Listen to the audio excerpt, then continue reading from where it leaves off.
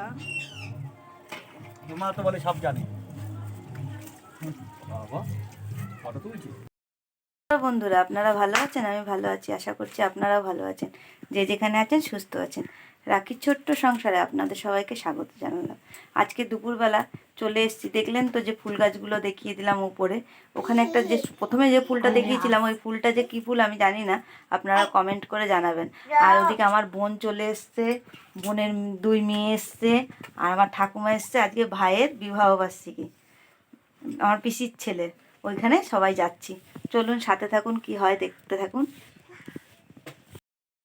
কি সুন্দর দুটো পেয়ারা হয়েছে। এই গাছটার নাকি রক্তদান শিবিরে দিয়েছিল, রক্তদান শিবিরে রক্ত দিয়েছিল তখন। আর সব গাছগুলো না মরে গেছে আগে। সে ফুল দেখিয়েছিলাম কত লাগিয়েছে, কিন্তু গাছগুলো এখনো হয়নি। ওদিকে দেখুন গাঁদা ফুলের চারা কত। ওদিকে আমার ছেলে আর বর এটা সাজাচ্ছে ঘরটাকে, আর এদিকে ভাই ওর বিয়ের ভিডিও ক্যাসেট চালিয়েছে। তারপরে ঠাকুমা এই ডিমের টেবিলগুলো করে দিচ্ছিল মশলা দিয়ে করে, আর আমি হাত দিয়ে ঠিক করে দিয়ে তারপরে কিছু পকোড়া ভেজে নিলাম।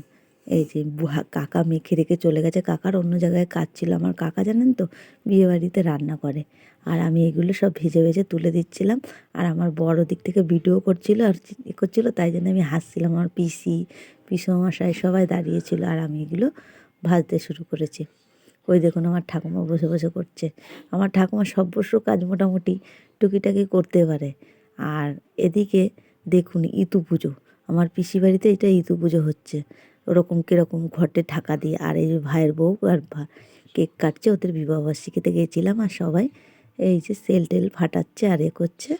আর গিয়ে তারপরে বেশি দূর আর করিনি ভিডিওটা।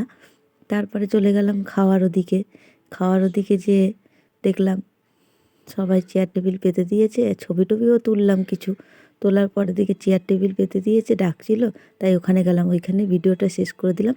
আপনারা যে যেখানে থাকবেন